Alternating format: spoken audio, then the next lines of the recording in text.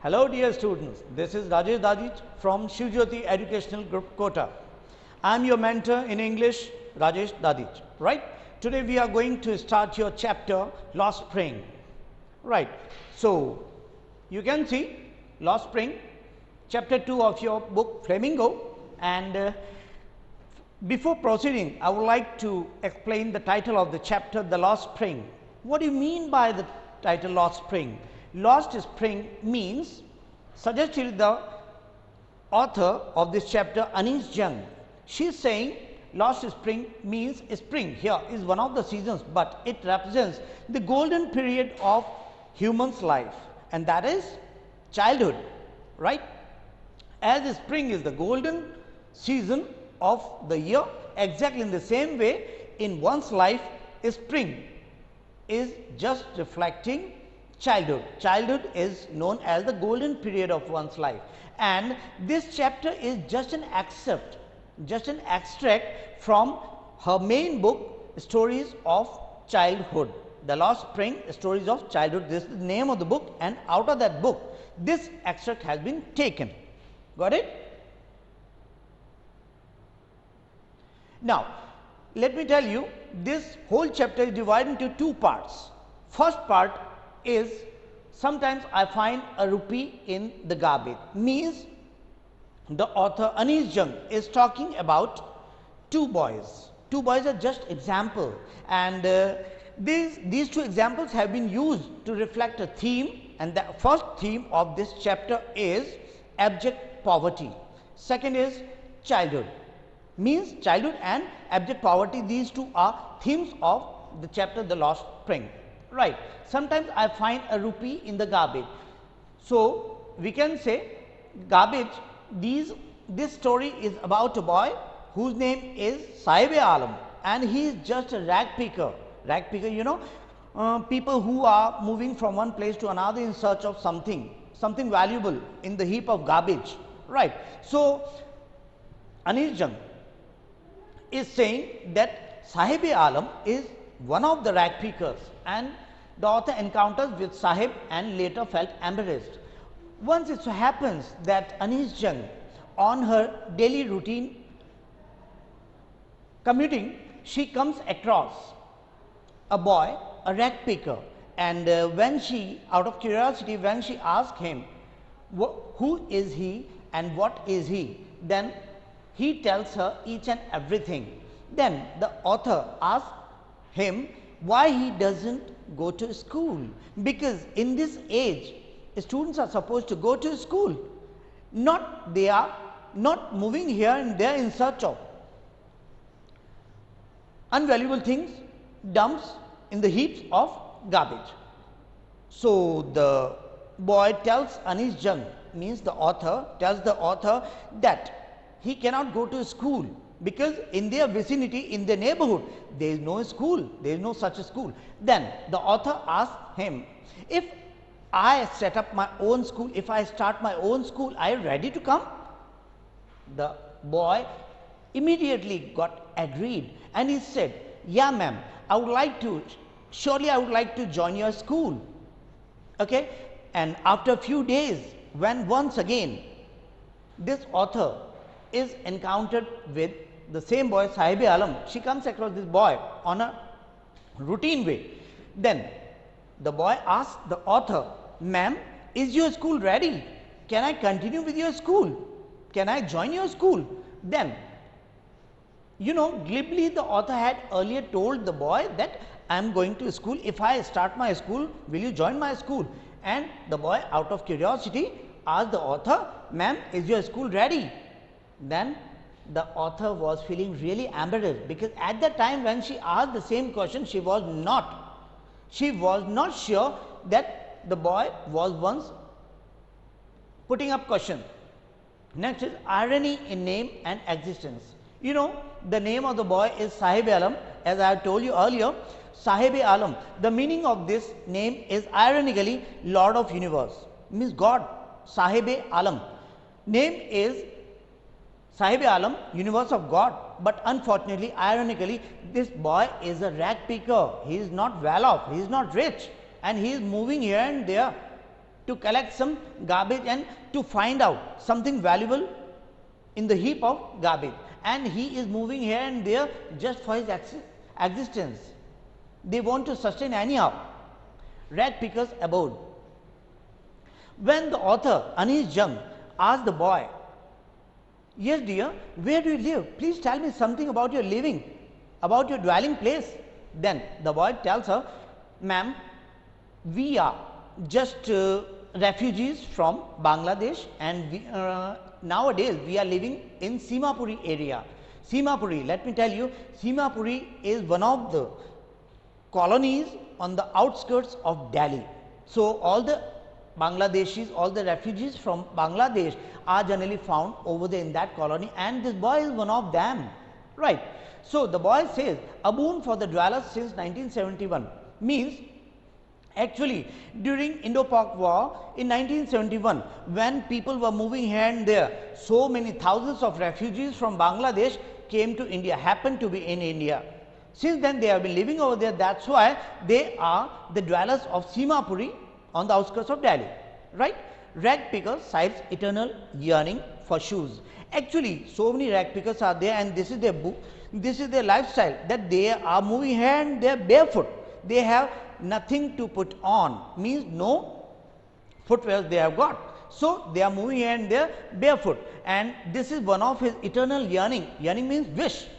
He craves for some shoes, some slippers, footwears he can put.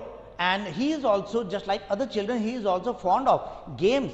He wants to play tennis, he wants to play games like other children of his age. He also wants to lead a carefree life like other children of his own age. But unfortunately, as ill luck would have it, he is a rag picker, and this is not possible. All these things are just beyond their lifestyle. That's why the author is saying eternal yearning, means ever growing yearning is there. Next is Sahib's entirely transformed but not happy. In the end, we can find that Sahib is entirely changed. How is he changed? Because earlier he was moving here and there as a rag picker, but now later he got a job at a tea stall.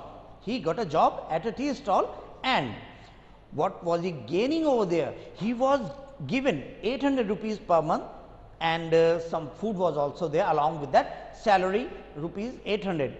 Now the thing is, what are the benefits? Can we think that Sahib was happy now? Because we can think that as he was a rag picker, he was moving here and there, and he was not sure to get everything or anything someday, and someday he was getting too much. Means that period was full of uncertainties. So the author asked him, "Are you ready?" Then the Sahib made a different face. He made a long face. It meant that he was not at all happy. Two reasons are there. No doubt he was getting a fixed income. That's why monetary problem was at least not there, and food was also given, right? So at that tea stall, he had to carry milk canister from here and there, means he had to fetch milk in that heavy tea canister. In comparison, in contrast with the light bag what he was carrying on his back earlier when he was a rag picker. So he was no longer the master of his own life. He was not happy because he was not free to spend his life in the way he liked. So the first part of this chapter is over. Next, let's switch to the next part, and that is, I want to drive a car. This is the story of another boy named Mukesh, right? And this story is about the dwellers of Firozabad. Let me tell you, Firozabad is a city which is well known for glass bangles, right? Almost in all houses, in all shacks houses, small factories, small scale industry is there. So Mukesh is the name of this boy. Earlier in the first story, Sahib-e-Alam was there, and now Mukesh is there, and he is a child laborer. So the theme of this part is child labor, and the theme of the first part was poverty, abject poverty, right? So Mukesh is that child laborer in a glass factory, in one of the glass factories that is owned by his own father. So he is just a child laborer in Firozabad, wishes to be a motor mechanic. The boy on the contrary doesn't want to carry on the so called business of his father, paternal business. He is not at all interested. So many hazards are there, so many risks are there, and the boy actually is not at all interested. He wants to be a motor mechanic. While being a motor mechanic, he wants to drive a car. This is his yearning, right? Working conditions in glass furnaces. Now, let me tell you the working atmosphere. What kind of atmosphere is there in the small houses or small huts like houses, shacks we can call, and covered with grass thatch, right? So, they are much dingy, light is not there, proper light facility is not there, they are not properly ventilated. So, this kind of shacks they are, and they are living in those dwelling places, and glass furnaces are there. They are very much harmful, and they are emitting very harmful gases, lights, and that is why they are causing direct impact on their eyes, result in the loss of eyesight. Deplorable living conditions in Firozabad. This is a common feature of the people of Firozabad where they are working. Right, deplorable condition is there, means very pathetic condition they all are living in. No sewage, no drainage, no sanitation, nothing is there, ventilation is not there, airy places are not there, spacious places are not there, or in other words we can say somehow they have made compromise with what they have got. Right. Author visits Mukesh house. Then the author Anish Jung asked this boy, can you show me your house where you are living? And the author also asked, ma'am, would you like? Because look at our status, where you are and where I am. So, would you like to visit? The author agreed. So, when the author goes over there, she finds that their shack, means half built shack houses were there, shack huts were there, and they were thatched with dead grass. This is right. The author finds elder brother's wife, a typical woman. She was dressed in typical Indian attire, and she was a believer, staunch believer of fate. We cannot get anything more than what we have been destined. Mukesh's father poverty stricken, as I told you, they were very much poor. So, poverty stricken, his father is head of the family, he is the head of the family to hand over the art of bangle making. He believes that this is their godly lineage paternal business, and they have to carry on with that. Mukesh's grandmother's view of life. Mukesh's grandmother thinks that since this is their paternal business, so called business, so they have to continue with that, and they have no other option as their livelihood. They cannot earn their bread and butter of their daily life in other way. So, she has just compromised with what they are getting and with the atmosphere, with the circumstances of their routine life. And she says that this is our karma, this is our karam sahib, means we are destined to live in this condition only. Only we have been born like this and we will die like this. So, we cannot think otherwise. Birth in caste of bangle makers, inevitable destiny. Yes, they are saying we have been born in this lineage, we have been born in this caste, and we will live in this caste, and one day we will say goodbye to this world also while spanning our life in this caste also, because we have been supposed to carry on with this business and no other business, we know nothing other than this, right. So, irony in perception of relations. So many relations are there, and the author finds much and much relations in the human beings. Time stands still in Firozabad. During so many years, 20, 30, 40 years, there has been no such development, is found in Firozabad. That is why the author is quite confused.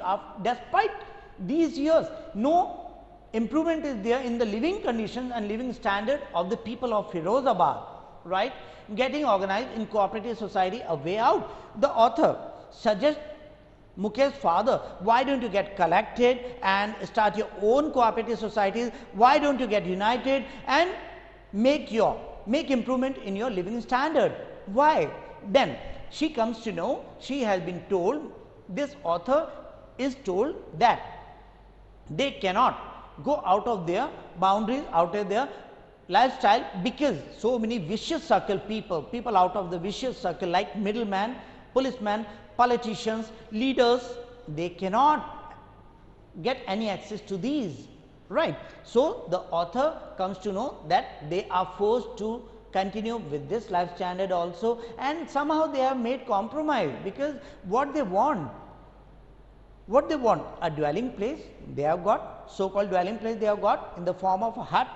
What they want, a ration card is there, some food is there, only this is their way of life, and they have made compromise. Children victims of two worlds are there. One world is of poverty, and second world of the people of vicious circle, and children are born in this family and they have to lead their life in this family, and they have to die in this family. Leading their lives in these two worlds means around these two worlds only their life story moves around. Desire to dream and dare snub in childhood. Yes, these children also have got like Sahib Alam, who is a rag picker, Mukesh, he is a child laborer, right. Like other people also, like other children also. Generally we say that at this age children should dream of going to school, going to play like other children of their own age, but unfortunately they are just devoid of all these things which can make one's life very pleasing and very soothing, right. So, and they are snubbed in childhood, and they cannot dare to go out of this lifestyle because circumstances do not allow them. Mukesh, an exception to the family business with different dream. As I have told you earlier that Mukesh is not at all interested in such snub life, means it's in such kind of so called family business lineage. He is not interested in continue with that. He wants to do something else, and what is that? That is, he wants to become a motor mechanic, and in this way he will be able to drive car, means a little bit different lifestyle he wants to lead.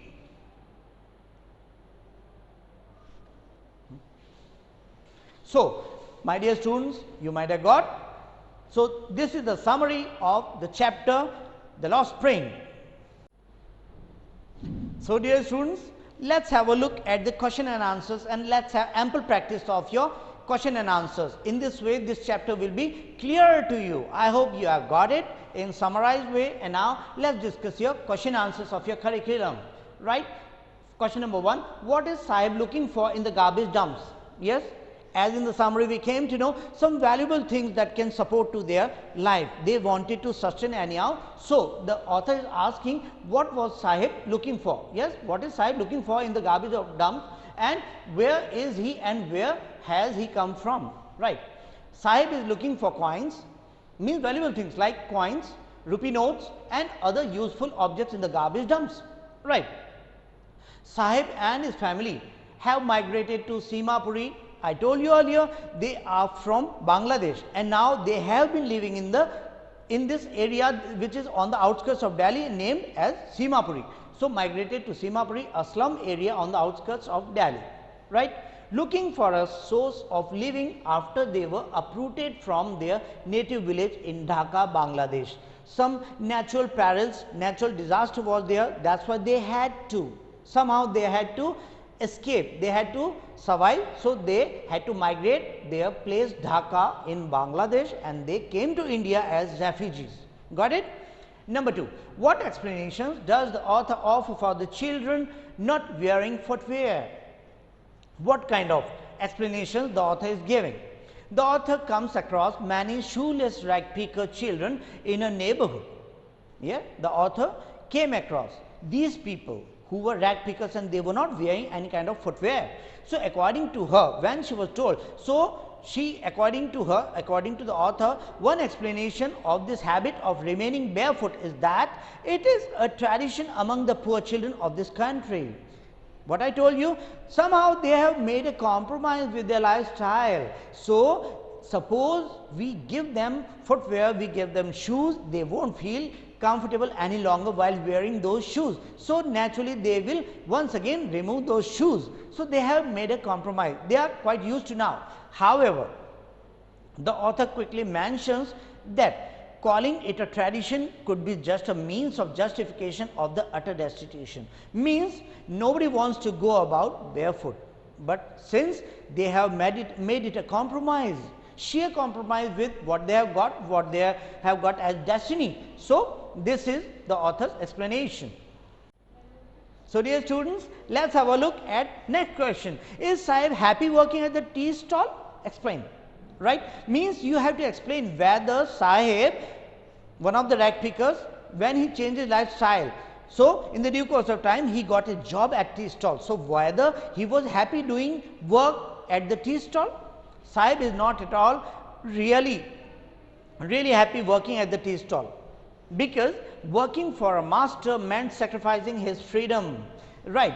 Means he was not happy because earlier he was the master of his own life and he was just carefree. He was moving about here and there at his own accord, but now he had to follow every instruction and he had to be at the beck and call of his master. For this and that, he had to remain dependent on his master. That's why Sahib is saying he is not at all happy, but somehow he has made compromise because he had no other option. And one more thing is, Sahib, I told you, Sahib is getting 800 rupees along with meals. Who will not be happy? Because he has no more tension of money, he has no more tension of food, because he is naturally given by his master. But a child doesn't know all these things. A child wants something more, like carefree life. He wants to, every child wants to go to school, every child wants to play like other children of his age. Right? But Sahib is no longer the master of his own life. That's why he is not at all happy, and the weight of his master's steel canister seems heavier than his rag picking plastic bag. Ironic meaning is there. Means earlier he was not carrying such load of life, but now in the form of milk canister he has to lead such a heavy life. Next question, what makes the city of Firozabad famous? Yes, we have discussed. Firozabad is famous for its glass bangles. Yes, in every next house there is a small scale industry in the form of glass bangle factory. Right, glasswares are made. Beautiful bangles can be seen all over. The place is the center of India's glass blowing industry, where families have spent generations working around furnaces. Means generation after generation they have led such a routine life while being in the shacks, and depending on these glass furnaces, mention the hazards of working in the glass bangle industry. We have to explain the working conditions of the people living in the Firozabad in different small houses, and what were their hazardous working circumstances. The impoverished means very poor. The impoverished workers in the glass bangles industry toil means working hard, potentially hazardous. This is very harmful to their life, to their health. Working conditions while welding, welding, and during soldering process, very harmful gases come out, and they are very much harmful for our eyes as well as our breathing system. They are very much harmful for our lungs. Right. So, the furnaces they work in have extremely high temperature, and this is also one of the hazardous features, and that temperature is very high and lack proper ventilation. They are not properly aired. So, this is also causing suffocation. Continuously, persistently working in low light conditions without any protective eye protectors leaves them blind. And what happens? In the very beginning, these people who come in this life for the very first time feel really uneasy, but by and by they have to make compromise and they become used to living in these dingy cells like dwelling places, and they are used to working in low light areas. Right? Even burns and cuts are quite common. Yes, means physical injuries. The author is talking about physical injuries, and the workers are quite prone to ailments. They are sophisticated to get some kind of diseases such as breathing disease, eyesight problem.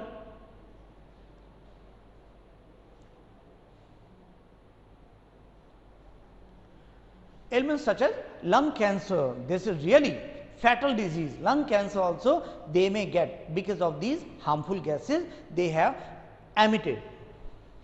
What forces conspire to keep the workers in the bangle industry of Firozabad in poverty? The unfavorable social and legal system, the deceptive middleman. I told you, people of vicious circle around them. They never want these migratory people, migratories, that they should go up. They should improve their life standard somehow. They want them to lead their life generation after generation. They do not want them to improve. So, these are known as middlemen, policemen, politicians, sahukas. At very high rate of interest, these sahukas, so called sahukas, are lending money to these refugees, and their own set destinies keep the workers in the bangle industry of Firozabad in perpetual poverty. In sheer poverty, they are bound and they are confined to lead these lives in these working conditions only. They cannot go out of that. So, dear students, have a look at long answer type questions. Short answer type questions we have already got. Now, have a look at long answer type questions. Right. How, in your opinion, can Mukesh realize his dream? In your opinion, what do you think? Mukesh can cherish his dream. He has ever cherished dream that he wants to become a motor mechanic. Is it possible?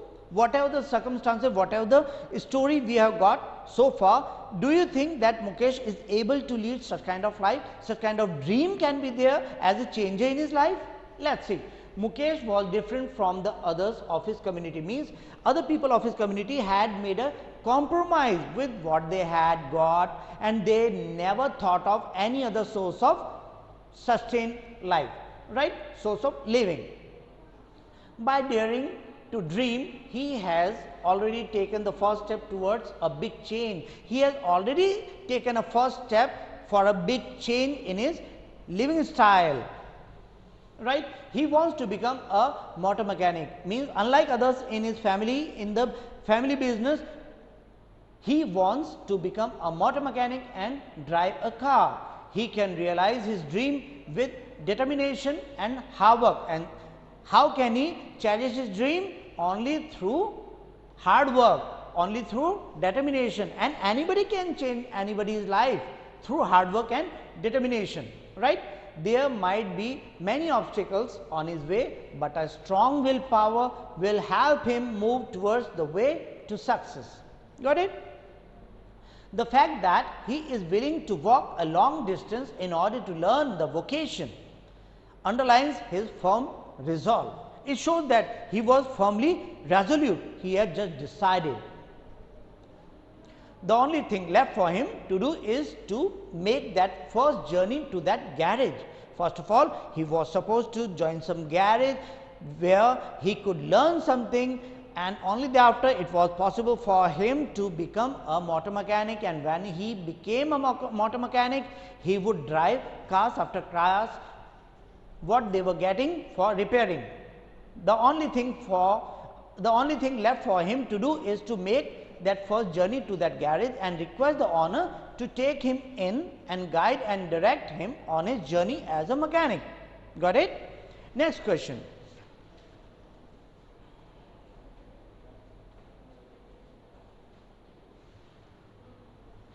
Would you agree that promises made to poor children are rarely kept? Do you agree? Why do you think that this happens in the incidents narrated in the text? What do you think and how do you think? Let's see. Yes, the promises made to poor children are seldom kept. Yes, for these people, promises are never meant to be kept. Yes, earlier when these children are born, they have so many dreams in their lives that in the due course of time, when they are grown up, they will also have different mode of life, and they will also lead a comfortable life full of luxuries, or at least comfortable life in which there is no shortage of fooding, clothing, shelter. So, unlike others, they are not meant to be kept. These promises are not meant to be kept. Often they are not taken seriously or have been made on the pretext of retaining a child's fancy for something. This keeps the child hoping for a better possibility till he or she realizes the truth. Everybody is fond of dreaming, but all dreams are not fulfilled. They do not come true. So, it is difficult for people to shatter the children's dreams, while it is also painful to see these children thrive off false hopes given to them. Once, while interacting with Sahib, means Anis Jung, the author, comes across this boy Sahib-e-Alam. When she comes across, she ends up encouraging him to study and jokingly talks about opening a school.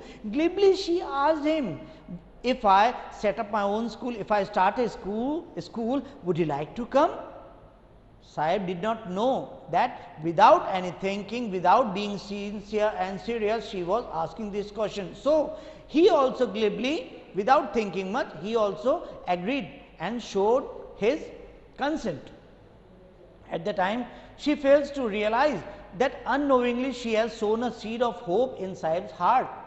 Sahib, and she becomes conscious of her mistake when, after a few days, Sahib approaches her inquiring about her school. Her hollow promise leaves her embarrassed.